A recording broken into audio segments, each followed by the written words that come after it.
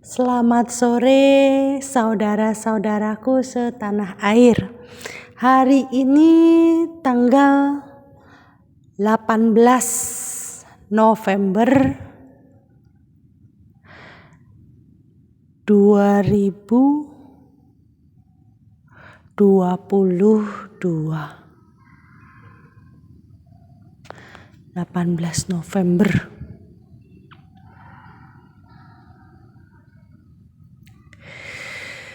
Renungan hari ini adalah tentang sebuah kue.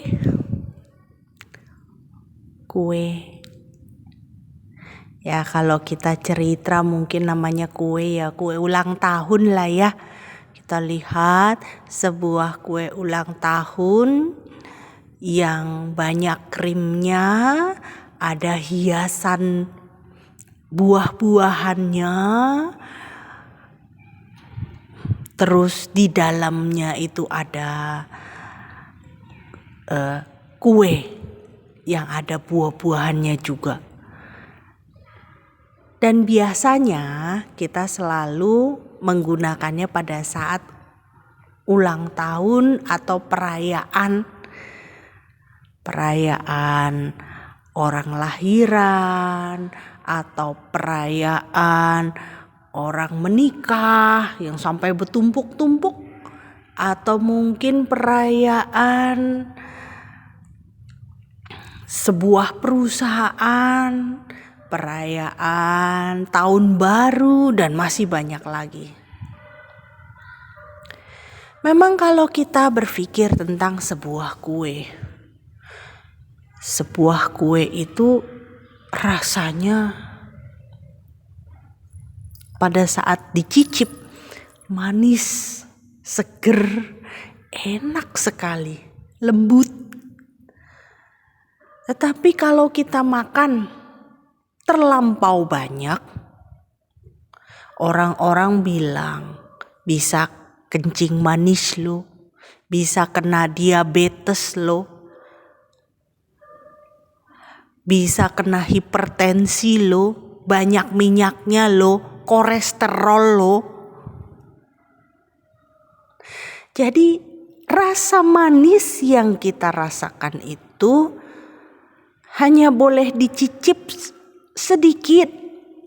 Memang satu buah kue besar itu hanya boleh dicicip sedikit, karena kita harus membagi-bagikannya pada teman, saudara, kolega, rekan kerja, atasan, bawahan, untuk sebuah perayaan. Karena kita menyadari memang fungsinya demikian. Lalu kita sadari juga fungsi uang. Uang itu kadang kita gunakan. Memang menyenangkan menggunakan uang untuk makan sekeluarga, menggunakan uang untuk jalan-jalan sekeluarga, menggunakan uang untuk pengeluaran kebutuhan hidup dan lain sebagainya. Dan nyatanya sesungguhnya dalam satu buah usaha hidup manusia, pendapatan itu seperti sebuah kue yang hanya memang boleh didapat sebagian, tidak utuh seluruh kuenya. Karena jika kita melahap satu buah kue ulang tahun, itu tentu seperti yang tadi saya ceritakan, banyak penyakit. Begitu juga dengan pendapatan. Jika kita melahap sebuah pendapatan hanya sendirian, itu akan timbul keserakahan, akan timbul curiga, timbul iri hati, timbul kebencian.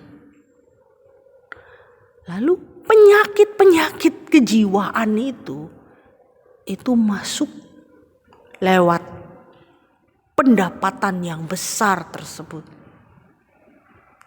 Nah, pada saat pendapatan yang besar tersebut tidak kita danakan, tidak kita donasikan, tidak kita bagikan, tidak kita sedekahkan, itu ya akan mengakibatkan keserakahan bertambah, kebencian bertambah, karena ada orang-orang yang iri hati.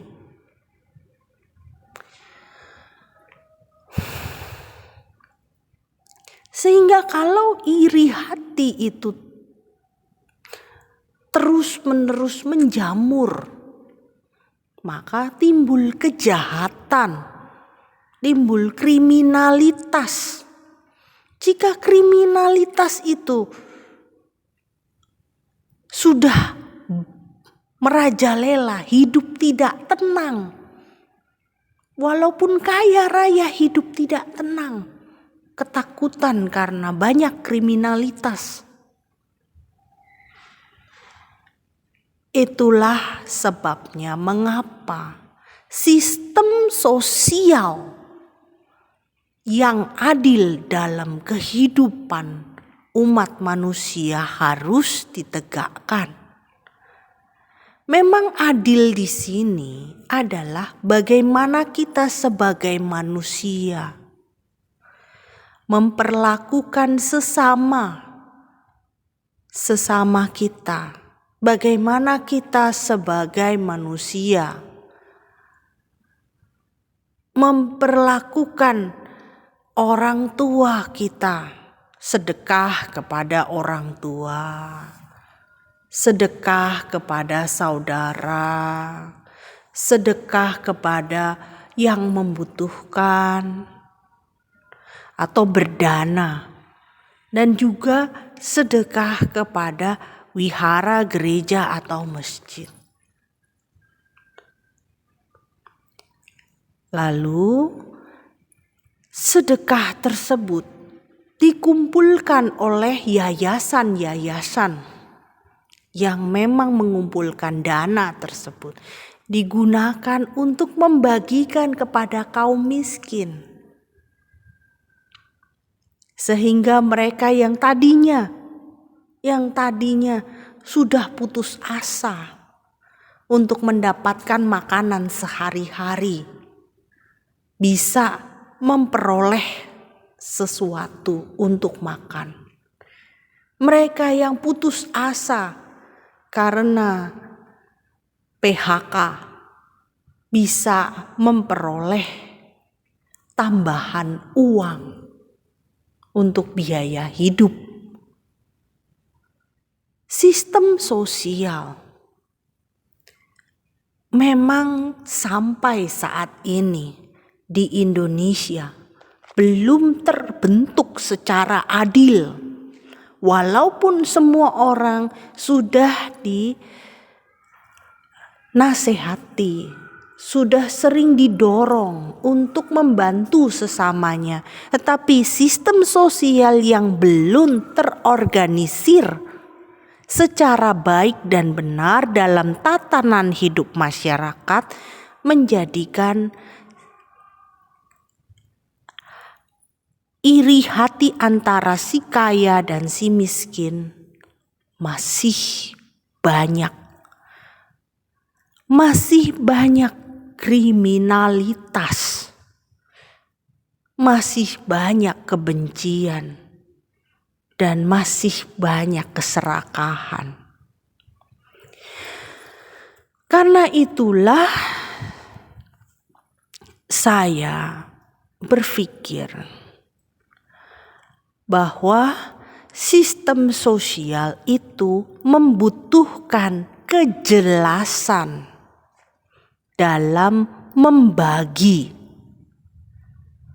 Contoh, membagi kartu prakerja. Kartu prakerja ini ya memang khusus untuk yang betul-betul tidak bekerja atau baru di PHK. Karena itu perlu pencatatan yang jelas berbasis aplikasi. Pertama adalah riwayat keluarga. Kedua, riwayat kesehatan. Ketiga, riwayat pekerjaan. Keempat, riwayat keuangan. Kelima, riwayat pendidikan. Keenam, riwayat kepemilikan. Ketujuh, riwayat kriminalitas. Dari pencatatan riwayat inilah pemerintah daerah, pemerintah pusat bisa memberikan donasi kepada yang membutuhkan. Kalau kita coba pikir tentang data dan informasi, lalu di bagian lain ada sistem sosial yang berasal dari wihara, gereja, atau masjid. Kita berbasis di sekolah. Di sekolah itu ada orang tua di sekolah yang mereka tidak menikah, tidak punya anak, tidak punya istri, dan juga hidup menjauh dari keduniawian. Nggak punya rumah, nggak punya mobil, motor, hanya untuk mengabdi kepada masyarakat. Nah, orang yang hidup luhur ini kita danakan makanan dan kebutuhan hidup. Tentunya dia hanya membutuhkan makanan sedikit dan kebutuhan hidup sedikit. Sisanya dibagikan kepada yang membutuhkan lewat anak-anak. Jadi anak-anak pagi-pagi berdonasi kepada guru wali kelas mereka yang merupakan orang tua di sekolah. Berdonasi tersebut tentu dia hanya makan sedikit untuknya. Setelahnya dibungkuskan satu-satu bungkus itu dibagikan. Siswa SD ini disuruh membagikan. Bagikan kepada satpam-satpam atau kepada pengemis atau kepada penyapu jalan atau kepada pemulung atau seniman jalanan. Kita bagikan. Dari sana timbul pendidikan untuk berbagi, pendidikan untuk memberi. Oh, jadi yang membutuhkan itu yang seperti ini, mereka membutuhkan. Sehingga setiap kali mereka mendapatkan, mereka mendapat pelajaran. Yang si miskin juga mendapatkan kebutuhannya, si kaya terbiasa untuk berdana. Lalu untuk kebutuhan hidupnya pun anak-anak bisa tahu, oh iya, di situ ada perkampungan kumuh. Ayo kita donasi di kampung kumuh itu.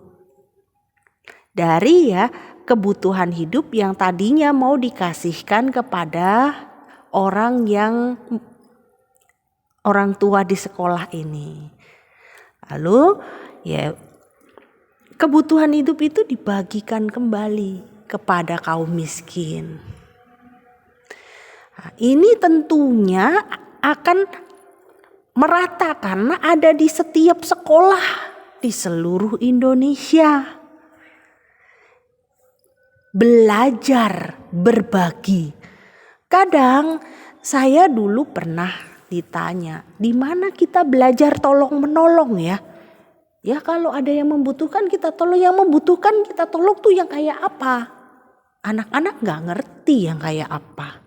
Maka diajarkan itu untuk meningkatkan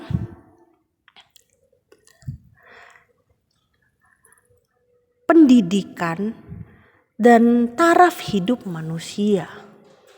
Mengajarkan moralitas, mengajarkan keadilan. Sabesata bawantu sukitata ayuwano sukang balang. Sadu, sadu, sadu. Semoga semua makhluk hidup berbahagia dan pendidikan bisa maju.